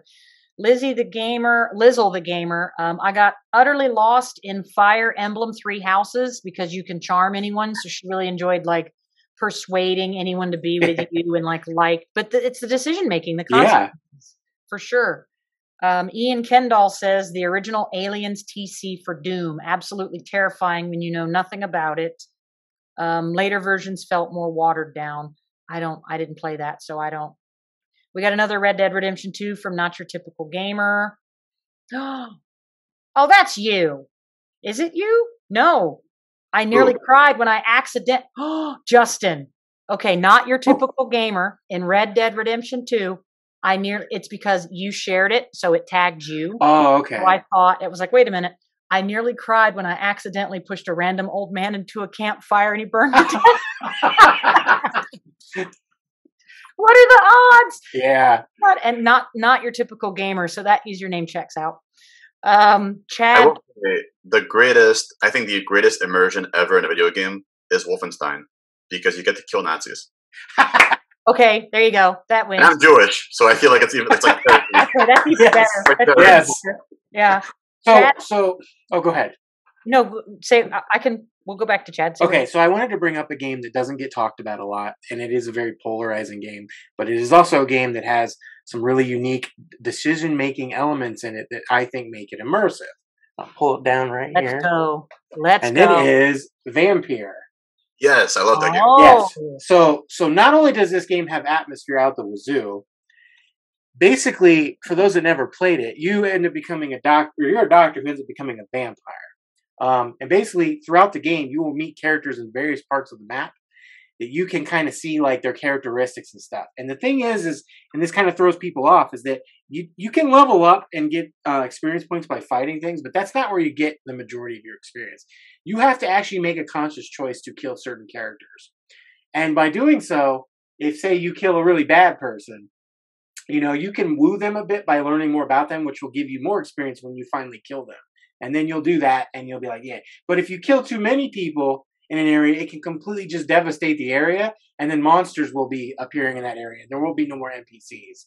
And then there's also the regular choices you can make in the storyline, like in something like Mass Effect, where it can change the course of the story. So this game operates on a various way of different immersion factors and choices that affect your gameplay. And I've seen people say like, well, for a vampire, he's not very strong and he can't do this. But they're not eating people because their immersive levels making it so they don't want to kill people because they feel bad. But you have to literally, if you want to get stronger quicker, but you can't do it too much. So it's this really cool tug of war. Yeah, it's very cool. And it is such, I think, an underappreciated game. So folks will have to check that out. Vampire with a Y. They're British. Now this is interesting. Chad 2.0. This is very interesting. He said, I am definitely not what you want for this. I don't experience immersion in games. I'm always checking a million other things, and I'd be thinking about something else. The closest I get, though, is when I can read to really learn about it, like history. So I guess he feels like if he, like we were talking earlier about, right, some of the Assassin's Creeds have like real, you can go like see the historical events. So he's saying that's really the only thing that makes him feel any kind of immersion within a world. That's interesting. I must bring back up Vampire, which is proof that Justin and I are the same person. I adore that game. And that game, I've been a vampire fan my whole life. I love vampires. And I love the idea of being a good vampire and not feeding and being good, right? So in that game, like what Justin said earlier, I was at one of the final boss fights, maybe like the third, before, like one of the third boss fights, like towards the end. And I had not fed on a single person. So I was weak. Oh my God. And then I got to a boss fight where I literally was losing. I couldn't do it. I tried like 6 times. So I'm like, it was literally a movie moment, like a movie vampire moment where I'm like, I guess I have to feed. The only way, I have to feed. So I literally went to some of the bad guys who were like, okay, I know you. You're a bad guy. I'm going to kill you. So I ate like 4 or 5 bad people. My XP or my level went up. I went and I did the boss fight in a moment. Like it was really like one-shot kill or whatever it was, which was the most immersive thing in my life, where I'm like, as a huge vampire lover, somebody who wants to be a good vampire, I was literally forced to feed. That is like one of the most brilliant immersive things in the world. I was mind blown by that. And people trash that game all the time, and I don't get it. I mean, I just don't understand it, and they teach their own. But that, you want to talk about games that are trying to break the mold. and do Yeah, things a little different. That's a perfect example. That dude, actually sounds really awesome. More dude, folks we're the need same to person. check that out. I might have to check that out because that sounds like something I would like. Where am I at here? Hunter Pearson, our hunter. Hunt Showdown. The guns, tools feel very realistic. The maps are creepy as fuck. It has the best sound design I've ever heard.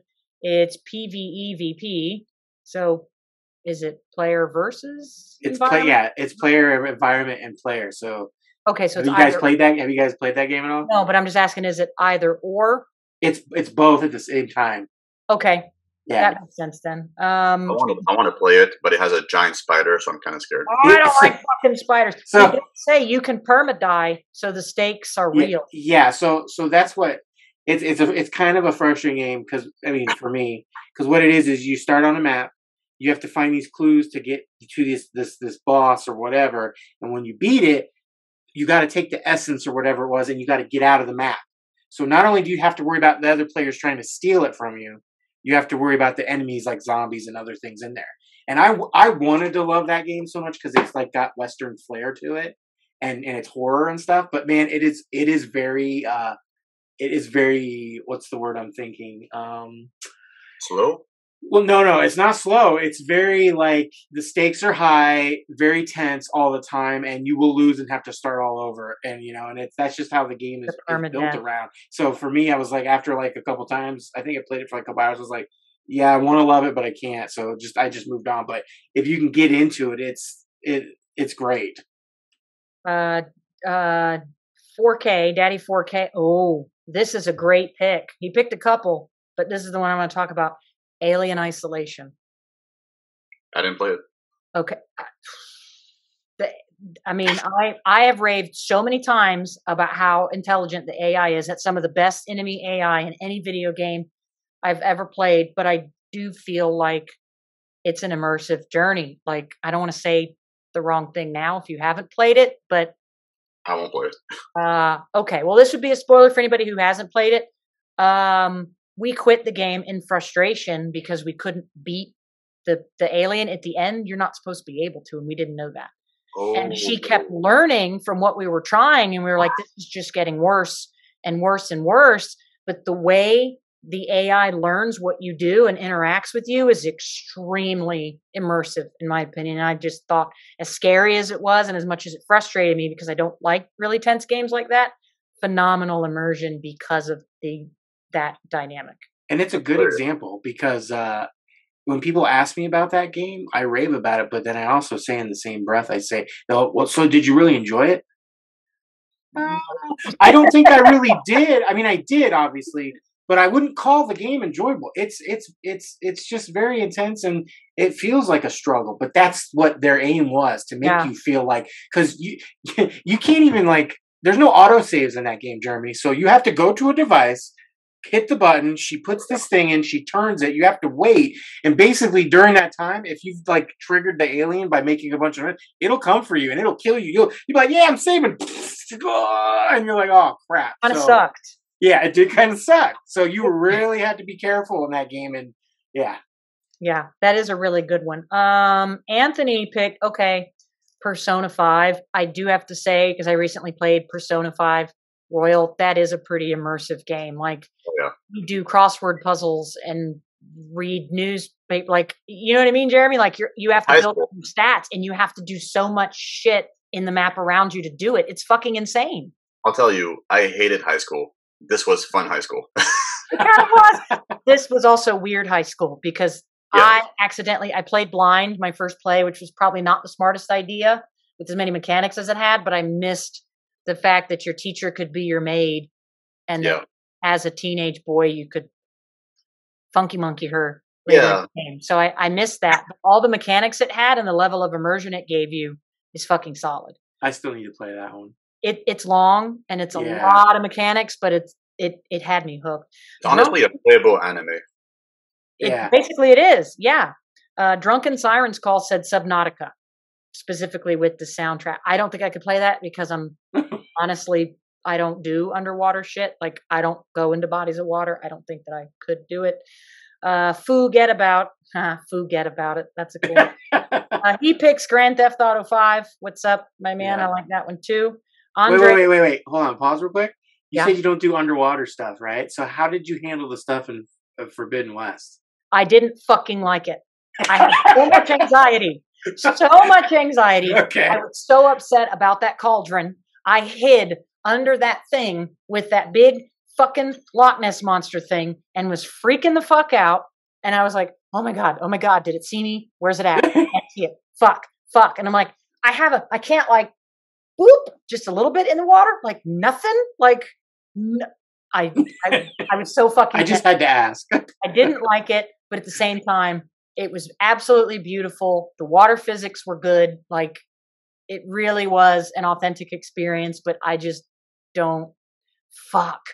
And I knew there was going to be big underwater things. Like, the first time you see it, you know what I'm talking about? The big underwater thing, the big creature. I knew there was going to be shit. So I was like, all right, I got the breather. Maybe I'll swim a little more. And it's like, nope, there it is. Nope, there's another one. Nope, fuck this. So, but I love the game. Phenomenal.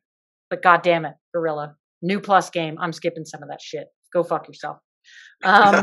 Andres, that's another one for Hellblade. Loves Returnal, like feeling the raindrops. Oh, Astro's Playroom. I would actually say Astro's Playroom is extremely immersive, like with how interactive it is with the world and how many Easter eggs. And because of the DualSense. Yes. Feel things. It blows me away that that game has still had the best DualSense out of everything I've played on the console. I think the point was to showcase what the DualSense could do. Correct. They like said, we're going to take this challenge and fucking knock it out of the park. And I want more. I just want more of it. I would buy a full-fledged game of. I would absolutely spend money on way more hours of that kind of thing. I mean, there is one in VR. Yes. I'll probably end up getting. I think it's like a 5-6 hour game. So my goal or my hope, is that originally that game, the VR one was like a test demo, and then they made a full featured one. So I'm hoping the same thing's happening with this one. They made this like DualSense version, and maybe they'll make like a full blown one. Hope so. That'd be fucking cute, and anybody can play it. I have friends that don't play video games at all that enjoy they enjoy doing something with the remote. It's just I feel like anybody can get into it, no matter what age you are too. Yeah, when the game launched, they literally said you'll get more Astro soon, so we'll definitely get more. Yes, okay. Give it to me. Dash, right? Our buddy Daniel Dash over at the NSX Cast. I like that he started with this. I'm not sure if you mean immersive in general or in game design. But in honor of its anniversary today, I'm going to go with Returnal. The variance in the haptics from crashing on the planet, being attacked, raindrops, adaptive triggers, and the 3D audio transported me to an alien planet. I'm not the biggest fan of Returnal. I like cutscenes to keep me from getting bored with gameplay loops, but that fucking audio is fire. That game sold me on playing with the headset now. 100%. That 3D audio makes a world of difference. Daniel, Scarlet Nexus, another pick for Returnal, mainly having to do with sound quality. He pointed out the slight changes in music tone and tempo and ambient sound and how they use it, depending on what you're coming upon or what enemy you stumble on, is really good. I think it won many awards for its sounds. It should. It is like the sound on it is fucking phenomenal. The sound editing is incredible. Lane picks Portal. See, we touched on Portal today. Portal was super immersive. What a great game. Jarv Tender, Uncle Jarv, another for Hellblade. That's what, 3 or 4 now? Yeah. For Hellblade. Talks about the inner layer, the inner monologues and psychosis and visions building this haunting as the experience goes. Let's see. Ready, Set, Indie. Awesome follower to anybody who likes indie games. Oh, what are the fucking odds? Toss up between Heavy Rain, which we said, and Life is Strange, which I started playing today. Yes. Which one? The very first one. I'm playing I bought the remastered bundle. Thank you, Jordan, for recommending that. So I'm playing the first one, the remastered, then Before the Storm remastered, and then True Colors. I'll go after that. Do what? What about the second one? That didn't come in the bundle, so I might have to go back. But really, yeah. Before True Colors, yeah. I adore True Colors, but before that, yeah. I didn't know what to expect. I don't know what I thought it was going to be. I guess I don't know. I thought it was going to be just decision making, but the time thing, I don't want to say too much in case, but that was a really pleasant surprise, and I'm enjoying figuring out how to use that. I did tell MJ and Jordan that, because they were like, "Are you being nosy?" I was like, "I feel guilty for being nosy. It feels like these are your friends, and you want me to go through their shit." And they're like, "No, you're supposed to." I was like, "Oh, but yeah." So far, I'm really enjoying that. Jay, your friendly neighborhood something, I don't know, because Twitter cut it off. The Long Dark. I don't know. Does anybody know what game that is? I don't know what game that is. I've heard of it. So it's like it is kind of like a survival game. It's set in like the Alaskan mountains and snow. There is a story to it, but they're still I think they're still working on it. I think they're almost done with they've been releasing it in chapters. But basically if you're not playing the story mode, it's one of those where you go out, you hunt, you got to worry about the cold, you got to worry about, fighting off like crazy wolves. It's a very like Hunter-esque, immersive experience. You have to really kind of put yourself in the idea of like, I'm trying to survive the harsh realities of, the cold and the wilderness. That would make sense with his comment saying that you have to really pay attention to the weather and where you might be able to find shelter and what you're going to do in that dynamic. Dan picked Returnal. Again, sound, like the sound of it. Toasty, games with Toasty, Thief and Thief 2. He said they may seem primitive today, but they were unmatched back then. And he thinks that, in his opinion, they have kind of set the pace for what immersion is in modern games today. I actually didn't play those, so I don't have anything intelligent to say.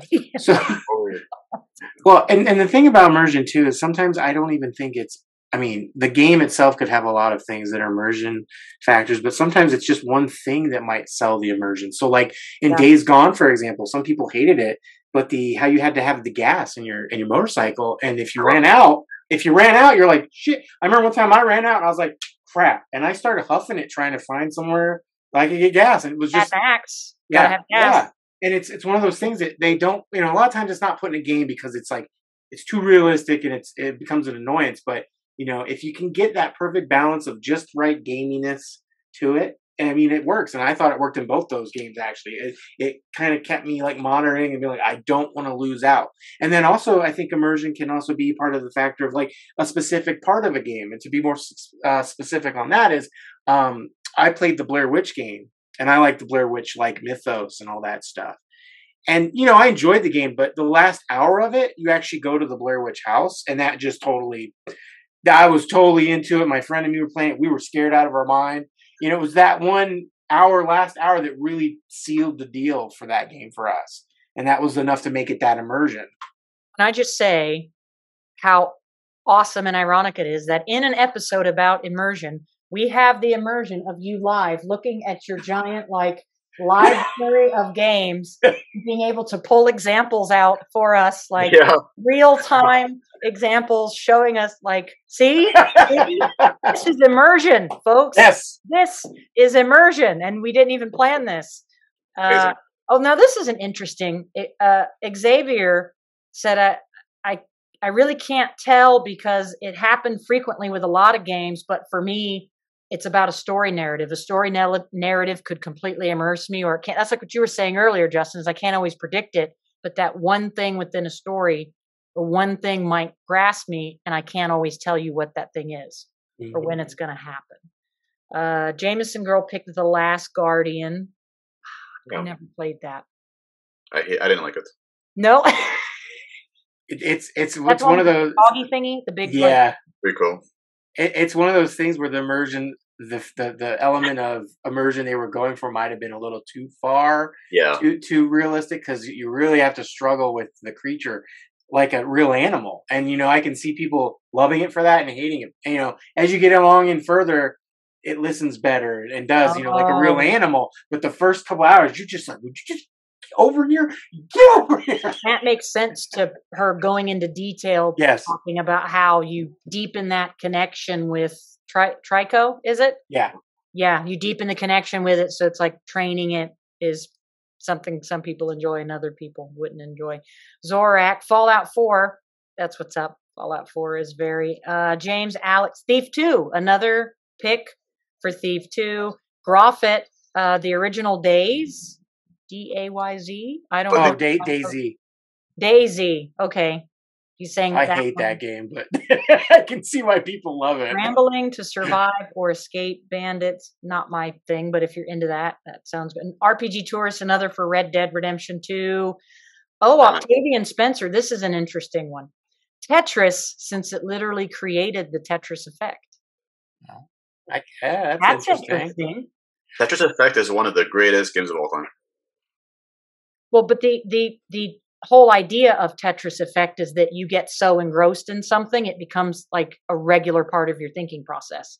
So like whatever video game I'm playing, annoyingly so, like when I'm out in public with my wife, I'm like, that would be a great place to snipe. Or like, there's probably loot if I climb that building over there. Same. Like that's the Tetris effect there. Dynasty Warrior Knight says Skyrim. This username, Liberty Shit Poster. I just like it. Witcher 3, how every detail of the game and every choice feels critical to your version of who Geralt is. I can totally see that, by the way. Blinken Milk Tag. That's another interesting username. It is. Death Motherfucking Stranding. Yes, Blinken. Death Motherfucking Stranding. You're right. Okay. I just really wanted to get those tweets out there. So before we wrap up, I had a feeling this one would go a bit over, but it's so immersing. I'll tell you, just me talking, of course we're going to go over. Yeah, right? So what do we want to wrap up with? What is some final thoughts or things we didn't cover, or what do we need to talk about before we I have more. Let's hear it. Did anybody here play What Remains of Edith Finch? Yes. Oh, Joey Cisco picked that. Edith Finch. Yes, I love that. That is one of the greatest and most immersive games of all time, because you're literally playing as every member of the family, of the Edith or Finch family, and you basically get to play moments before their deaths, and they're a cursed family. And so you'll play as a bird for one section, you'll play as a sea animal, you'll play as a human, you'll play as a vegetable. Like, you play as all these different things. That is easily, if you really want an immersive game, that is one of the most immersive games of all time. You would sell me on that. That description would actually sell me on that game. There's this podcast has like made me go out and buy and play. Like, I have a backlog now, but I'm fucking grateful for it because there's so many things that I never would have played before. What about Martha is Dead? Not really relevant to immersion, but did you play that, Justin? You know, I did not, and I've just okay. You know, I want to. I just haven't because I'm waiting for like the physical version, basically, because I like to collect horror stuff. But I mean, I've heard a lot, but I've been kind of hands off, like not paying attention because I don't want to spoil anything. But I do want to talk about a game, and I'm pretty sure I think Jeremy played this one. I think he was raving about it, and I've just recently started it and can rave about it too. Which is make sure I don't butcher the name here. He's gonna find it. Hold on. Let me see. Let me check. Do I have it up here? If I don't, well then you so sue me. Yeah, I do. There you go. I'm pretty sure you played this. I think we talked about it. An episode where people we need to do an episode where people call out random games and Justin has it on his shelf. I feel like that would be a great episode.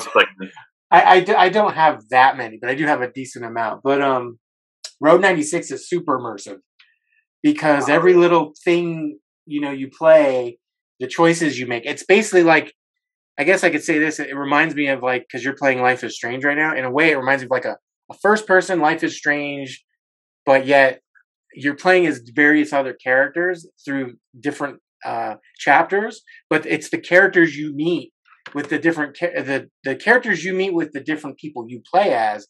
You get to learn. So with one person, you might meet somebody and you're at a RV camp, and then later they're hitching a ride with this other character, and they're talking about the character you were playing as before that they ran into, and then all the like choices. So like early on, there's a part. Well, it actually depends how the game, because the game is kind of procedurally generated and how it puts you in elements. So early on for mine, I actually got involved with this guy who apparently was like a serial killer. And he wanted me to open this door, and you open the door and there's somebody talking. He's like, he points a gun at you and he's like, don't tell them, that you're in trouble. And you got to make a choice. Do I tell them hey, I need help, or do you just go along with it? And again, very much like you make different decisions that will impact those characters. And Jeremy, I didn't finish it yet, Oh, but really? I haven't finished it yet. I'm still working through it. But from what I understand, it is that some of the characters you play as can actually not make it to the border. Is that right? Yeah, my thing is, I love that game, and I hope you love it, but I didn't like the ending. I feel Okay. like it can come together, but I think it's more about the journey for Yes. sure. It kind of gave me that feeling. And the So characters, yeah, I believe they don't all make it. Yeah, yeah, I think it's kind of weirdly decided, but yeah, basically they don't. You get to decide sort of who makes or doesn't make it. gotcha. It's Okay. called Route 96 because you showed it, but Or Road 96. Road 96. Because if somebody's listening on the podcast version, Yeah. they probably wouldn't be able to see The it. year I was Road born. 96 is that? Oh my Awesome. god! But Is that only for Switch? no, it's on everything. Okay.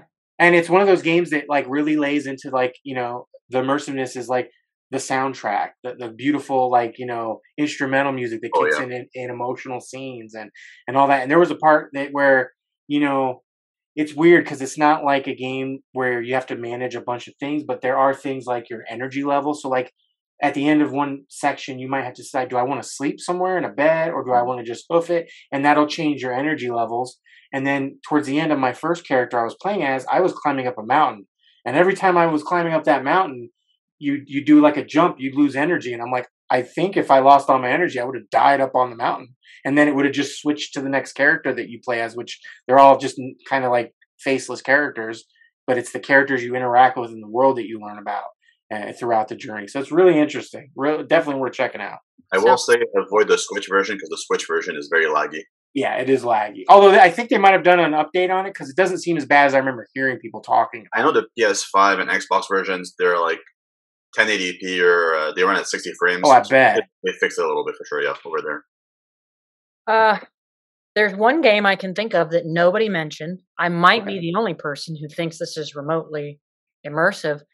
Watch Dogs 2. Because like there's so much shit you could like hack or fuck with or mess with or like change. And I don't know. I just kind of enjoyed that. I remember that being, I just ran around and did all kind of hacky things. I will say the first one, I love the first game with Aiden Pierce. No one else likes him. I love Aiden Pierce. I loved it. I I loved do. Aiden Pierce. Well, there you go. The girl that died. I loved her character too. The Me one too. you save. I loved Watch Dogs 1 and 2. Absolutely And loved then them. when it's raining and it's a funeral and it's really dark, that was so sad. Yeah. I That's just about- thought the second was cool because I could run around and just randomly like I could steal money from people. I could fuck with traffic lights. I just liked it. So I think this game is actually a perfect example of the immersion topic. So it's a great way to kind of end the show because I think actually this series has had a dynamic shift in the reasons why people enjoy it and the immersion factor. I think part one was really focused on the character and the storyline and that kind of emotional beats, along with the messing around factor. And then I think as the criticisms came to light and everything, it basically then two was like, well, we'll be less serious, more funny.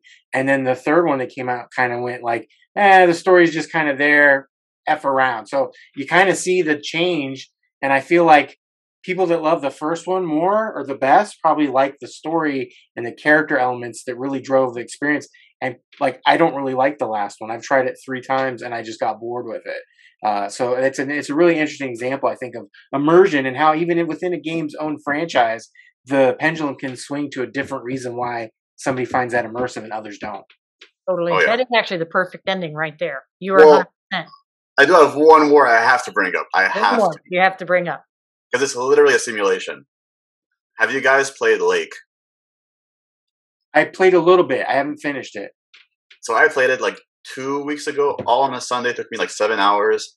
You're literally playing as a delivery mail person.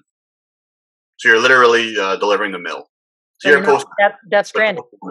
But here you're actually delivering mail, and you're literally driving the truck around the town, and you're literally just delivering mail and packages. I'm like, that is literally the ultimate simulation. If you want to find out what it's like to deliver mail, just play this game. I'm like, that's a perfect simulation game, perfect immersion.